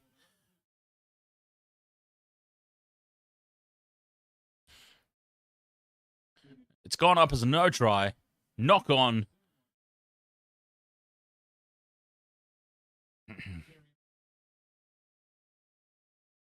There it is. There's the knock on. Kai Collins McCoy, welcome back. Knock on Manly over the goal line. Sharks ball. Sharks survive. You know what? I think the goal for the Sharks now is probably in the next 17 minutes, keep Manly scoreless. If they can win this game to 0, I mean, that is probably what they've set themselves now. If I remember correctly from my playing days, which were a while ago, let's be honest about that. They were just a little while ago, my playing days, but you used to set yourself little goals throughout the course of a game. So for Manly, their goal right now, obviously, is score points. The game's gone, but they need to stay switched on and just set themselves a little goal of, okay, well, let's just get some points on the board. And then they might score a try in the next 5 minutes, okay? Okay, we've got 10 minutes to go. Let's score another try. That's the goal. That's the little goal we're going to set ourselves. As Jesse Ramian breaks away on the back of that Sharks play, and now they're suddenly tackle 2 in amongst all that. Tackle 2, 10 metres out from Manly's line. In the blink of an eye, they're down the other end of the field.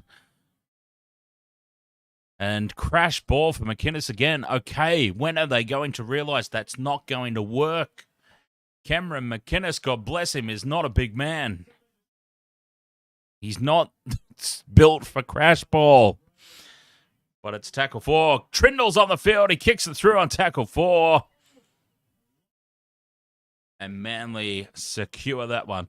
So, yeah, I was just saying, like, you need to keep at it. Even if you're out there getting smashed, you need to just set yourself little goals. Manly, their goal will be to score some points. The Sharks right now at 34 points to 0 up. Stay focused. Their little mini goal that they will have set themselves is let's keep them at 0. So, yeah, look, a lot's changed since I played, I dare say. But I reckon that is something that is still coached into players. Set yourselves mini goals throughout the course of a game, no matter where we're at. Continually give yourself something to play for. 15 minutes to go in this contest, though. 34 points to 0 to the Sharks. This could have been a real banana peel game for Cronulla, but they've made an absolute mockery out of it. And Manly, their season goes from bad to worse since the whole Pride jersey saga.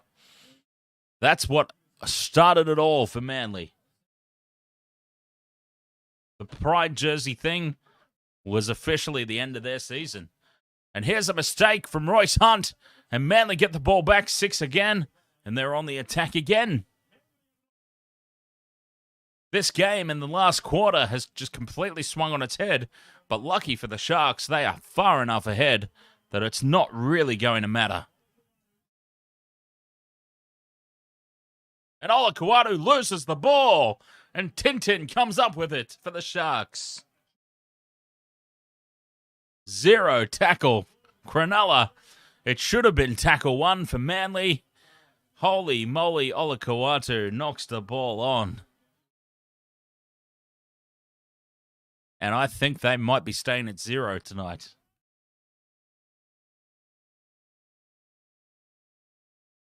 He's shaking his head, and he's a very immaculate afro of a rat's tail shakes behind him. He's not happy. Hines with the cutout ball to Tintin. To Mulatalo. Finally gets some space on the outside, but it's called forward.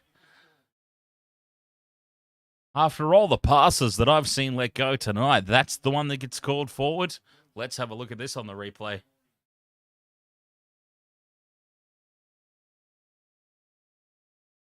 I don't think we're going to get a replay. But Mulatalo finally saw some open space.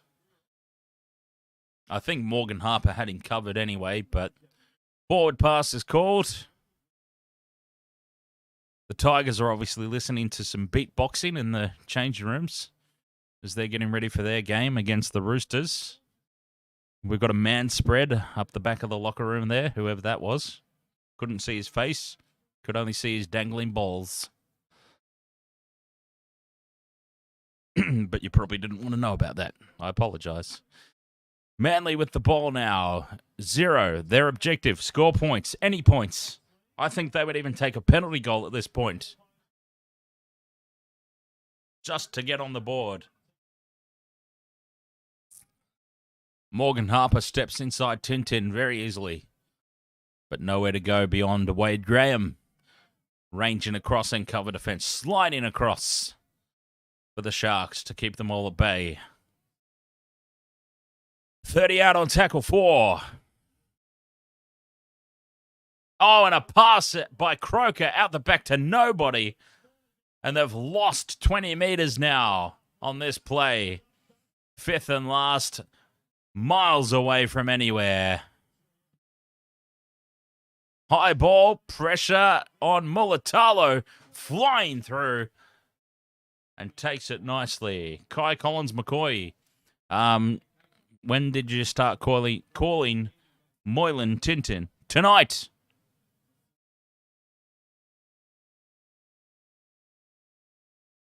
Yeah. If you go to NRL.com and go to player profiles and you look at Matt Moylan's player profile and the photo that's been used, you will understand. If you know who Tintin is, you'll understand why I'm calling him Tintin. Ramian kicks it ahead, and Cherry Evans covers it off in the end goal. But it is going to be a dropout, and Sharks ball. Jesse Ramian's not happy. Feels like he might have been tackled early.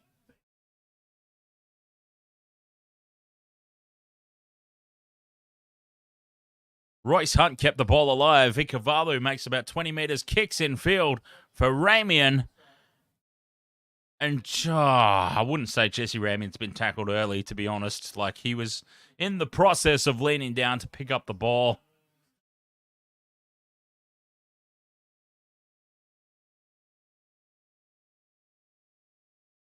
He's been tackled, so it probably has to be called.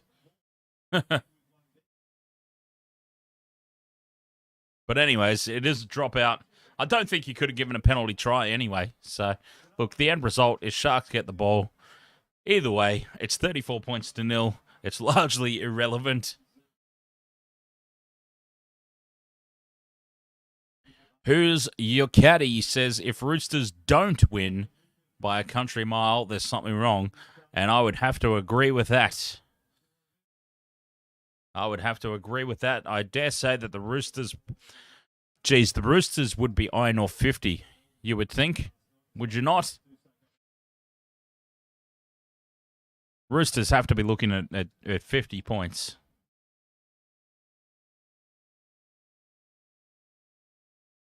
No, actually, Kai Collins-McCoy, thank you very much for giving me a fantastic segue here into the next game, which I won't be doing. But I will be having a little bit of a break, and my Saturday night is going to be dedicated to my other YouTube channel, youtube.com/IntoxiGamer.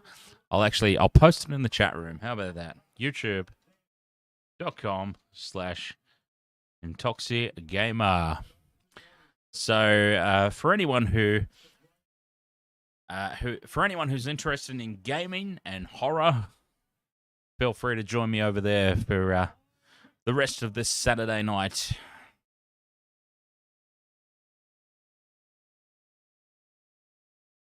If you want to get away from the sports for a little bit, that is where I will be spending the rest of my evening. youtube.com/IntoxiGamer. It's pretty much exactly the same thing. Instead of watching NRL, we play video games. And there is a try now for the Sharks. Manly have made a complete and total cack out of that. And Ikavalu gets a try. Well, his second try. He scored one in the first half. He scores one now in the second half.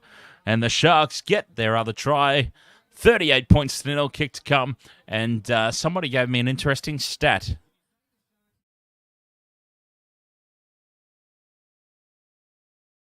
It was James Intox. All top 5 teams have won by 40 plus if the Sharks get another. Okay, well, they need to convert it now. They need to convert this try now, and then all top 5 teams will have won by 40-plus points this weekend. Which just goes to show you the complete gulf in talent that still exists in this competition. Salary cap, what? Salary cap, what? That's what it comes down to, isn't it? The salary cap is clearly not helping. The problem is, of course, there needs to be... there's ways around it, you know, third-party deals. There's still no regulation around third-party deals. Having a salary cap is one thing, but how can you monitor and control third-party deals? You can't.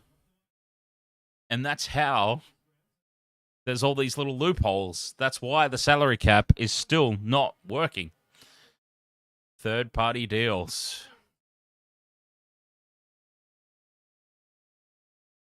And there he is. The conversion is successful, and Fitzy still can't crack a smile. Fitzy is still not smiling. He has definitely got a bit of the, hey, and look, this is a good thing. This is a compliment. But he's got a little bit of the belly aches about him, doesn't he, Fitzy? 40 points to 0, 7 minutes to go, and he can't even crack the slightest hint of a smile up in the coach's box. I like it. Cronulla Sharks 40. Manly Zippo. Incredible stuff here.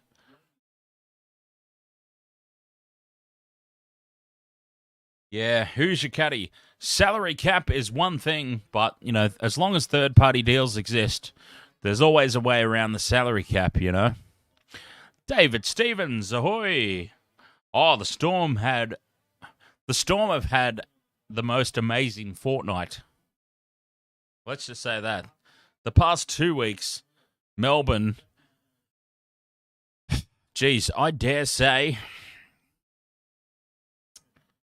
that the Storm have put themselves into, well, I've been saying for a few weeks, when the Storm were in the middle of their 4-week losing streak, I said, do not write these bastards off. Write them off at your own peril. It's the Storm. They'll find a way. And, geez, they've come out the back end of that losing streak in absolutely immaculate form. The past 2 weeks, they have been unbeatable. And I dare say that they've very, very rapidly planted themselves as grand final specials. I think that they could well and truly be there at the... it could be Panthers Storm in the grand final. Well, I've been saying that for a while too. I've said there's only 2 possible outcomes this season. It's the Panthers versus the Storm or the Roosters. That's the only 2 possibilities. That is the only 2 possibilities. Panthers Storm or Panthers Roosters. It's the only 2. You heard it here first, folks. It's the only 2 potential things that are happening this season. Panthers versus Storm or Panthers versus Roosters.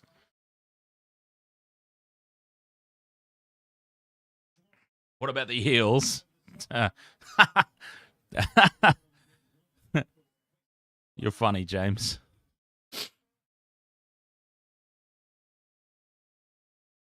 The Eels are far too inconsistent. See, to get to the grand final, you've got to win a couple in a row, and the Eels are incapable of that. They've proven that for the past few seasons, haven't they? The Eels are incapable of stringing multiple good performances together, so yeah, forget about them.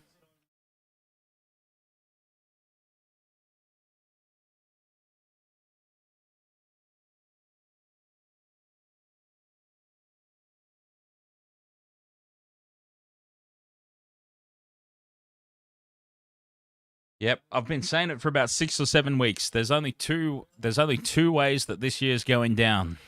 So basically, we may as well all just not bother. Unless you go for the Panthers, Storm, or Roosters, we may as well not even be bothering, to be perfectly honest. Intercept by Cherry Evans, and here's Manly's first points. A thief in the night. Cherry Evans and Manly get on the scoreboard.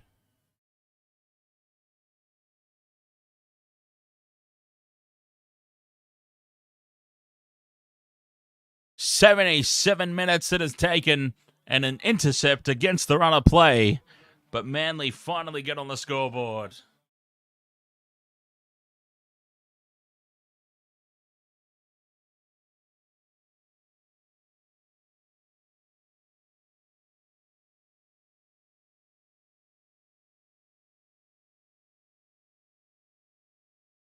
Try confirmed. And something to cheer about for the Manly faithful.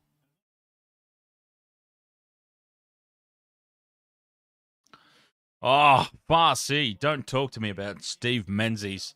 I'll tell you what, Steve Menzies and Cliff Lyons, I cannot tell you the number of times that they broke little Dan's heart. Stephen bloody Menzies. Old mate Snoz.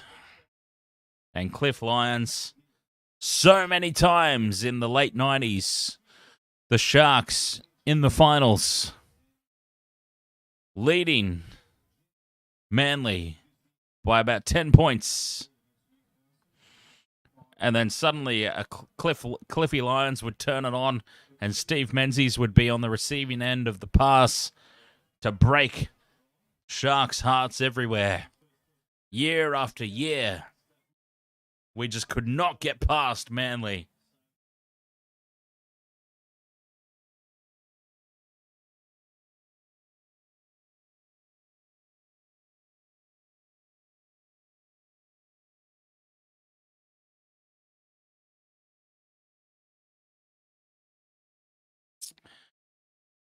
Dustin Fisher says, if it plays right, it could be Cowboys and Panthers.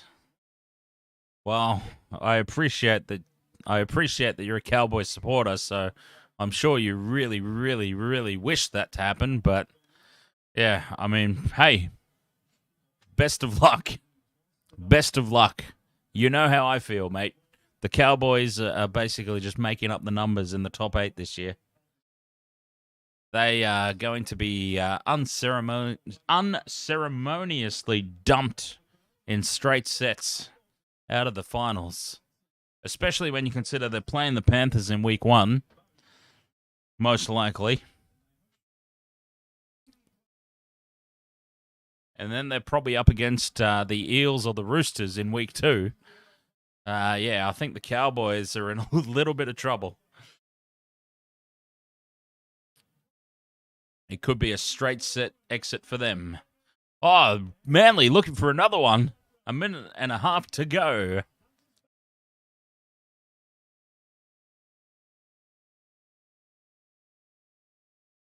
Is there another try incoming here for Manly?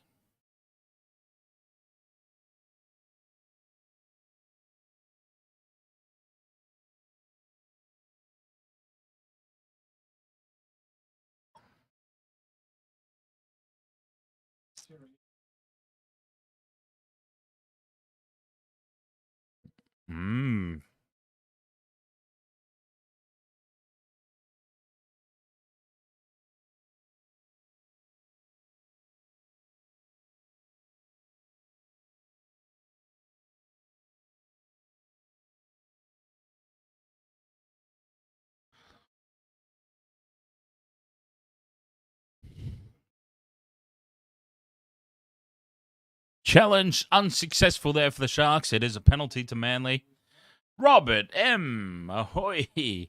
No. Oh, sorry, mate. I have absolutely no interest in the Roosters game. I don't think I could possibly stand here and watch the Roosters win 78 points to 0 against a hapless Tigers outfit. I mean, I could try, if enough people are interested, I'm happy to try, but yeah, I'm struggling to get myself interested for that game. And Lockie Croker now knocks the ball on, not for the first time tonight. Manly on tackle 1, a totally unforced error.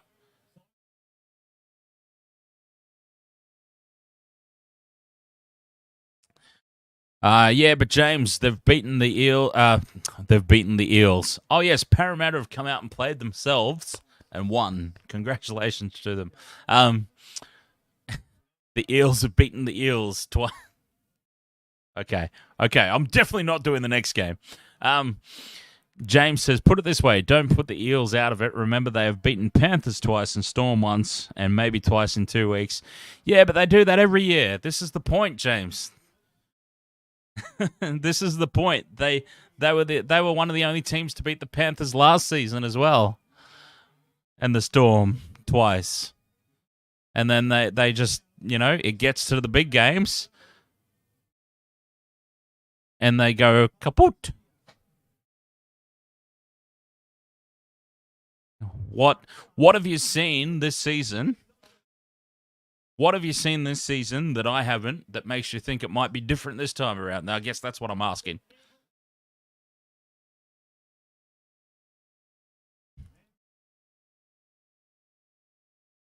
Farsi says, what did you make of the Hopewade finger? Yeah, it kind of flew under the radar, didn't it? So this happened in Super League. We had a Hoppers scenario. All right, I'm gonna disconnect from Discord. Thank you very much for joining us over there on the Discord. Very much appreciate it. And I will see you. I'll see you next time, Discord. Thank you for tuning in to the live gameplay. I'll catch you next time. Cheers. Okay, so, yeah, Super League obviously had a hopper scenario. We had old mate sticking his fingers where fingers dare not tread, and it kind of flew under the radar a little bit, didn't it? Because we had bigger stories to report on. There was the Kalen Ponga Kurt Mann toilet cubicle incident that kind of overshadowed it. Obviously, that happened in the NRL, and that's Super League. So anything that happens in the NRL in Australia is going to overshadow Super League news. So that's what happened. But yeah, it kind of flew under the radar a little bit because of that, didn't it? So, but anyway, I mean, horrible. I mean, come on. You don't stick your fingers up another player's butthole. I mean, I shouldn't need to say this. Nobody should need to say this. You do not stick your finger up someone else's butt. It's that simple. There's absolutely no circumstance where that is acceptable. So, look. Robert M says, how will Ponga and Mann get on? Well, I mean, look, there hasn't... I could be wrong about this, because, I'll be honest, I haven't followed along with it. Don't post fingers and thumbs in the chat room, Farsi. Come on now. Unacceptable. I mean, Corey Norman's excited, but unacceptable. You know what? I would love to do...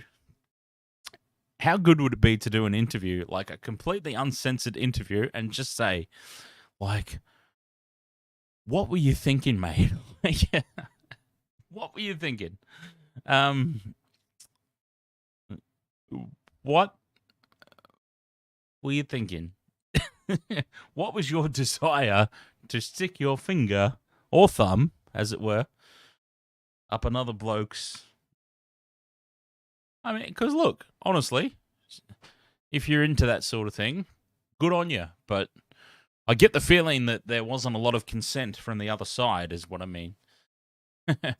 Oh, hey, who remembers there were commercials? It was a beer. I want to say it was a beer. Hopawade at the pub. It was a commercial for a beer, I'm pretty sure. And they obviously it's a thing that's just going to stick with him forever. And geez, I wish I could remember it. But the whole gag was he slipped the gloves on behind the bar. But I think he said something about, "Oh, you want me to stir it?" And he slipped the gloves on, and "You want me to stir your drink?" Slipped the gloves on with his fingers up or something. I can't specifically remember, but maybe someone can YouTube it, and maybe we can. Yeah, it's like, talk about, because he would have got paid for that. Obviously, Hopawade, he would have got paid for that. Talk about making a living off of a despicable act. You know what I mean? Like, is that not bullshit? Like, I know that I don't swear anywhere near as often as Michelle, but I feel like it's important in this particular scenario to really enforce my point, to say bullshit. Is that not bullshit that he can now make money and make a living off what was... We shouldn't even be looking back on it and laughing, I suppose. You know what?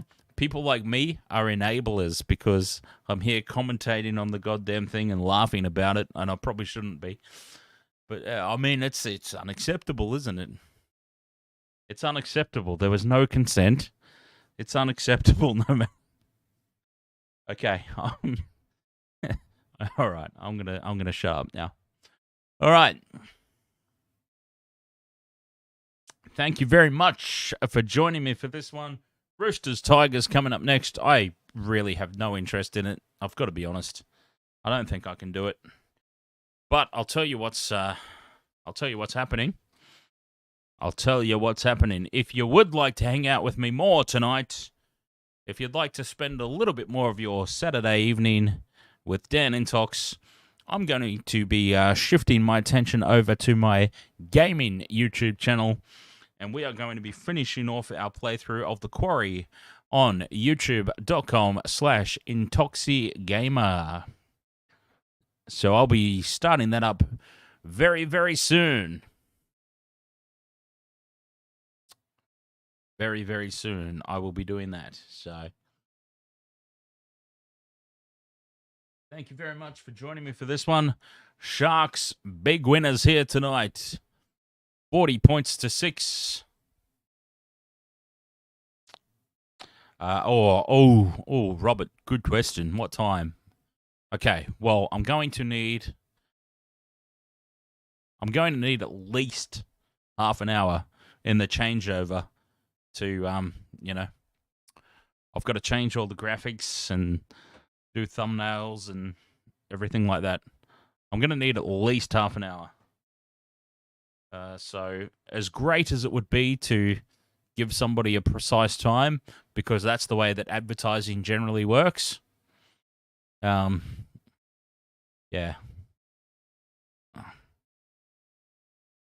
I can't. I'm sorry. I'm leaving right now. I'm going to go get it all set up, and yeah.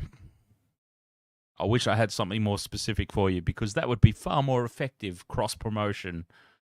But it is what it is. Hey, thank you so much for joining me for this one. Very much appreciate it. Sharks, 40 points to 6. Definitely firming themselves for a top 2 finish, because they've got the easiest run out of the other top 4 teams. The Sharks could very well finish second, but we'll see how the rest of the games go. Thank you very much for joining me, and I'll catch you next time. I appreciate it, as always. Wasted Water Sports. For myself, and Michelle's not here tonight, obviously, but,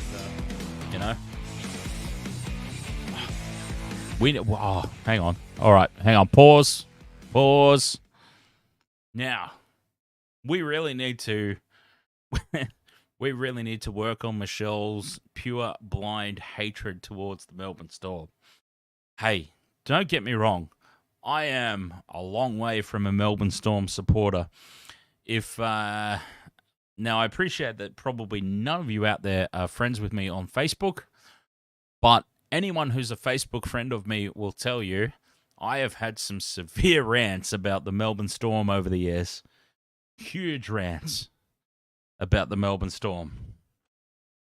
But not even I hate them as blindly as that. I tell you what, I'm all about... I can be very lopsided, I can be very one-eyed, I can be very biased, I can be very blind in my hatred towards certain things that I choose not to like. But I tell you what, Michelle's hatred towards the Melbourne Storm is just like next level. Next level. And it's hilarious. It's hilarious, especially when they end up beating her team by 60 points. But anyway, okay, that's all I wanted to say. From myself and the Wasted World of Sports crew, thank you very much. And we'll work on that. We will work on trying to get Michelle a little bit less biased, a little less blind hatred, a little more open and honest about things. We'll work on it. And whilst we're working on it, we will continue to laugh at how horrible a job we're doing at making that happen. Okay. I'm going to go set up for Intox again. Thank you very much for joining me once again. 40 points to 6. What a fantastic win for the Sharks. Wasted World of Sports. I will see you next time. Until then, cheers.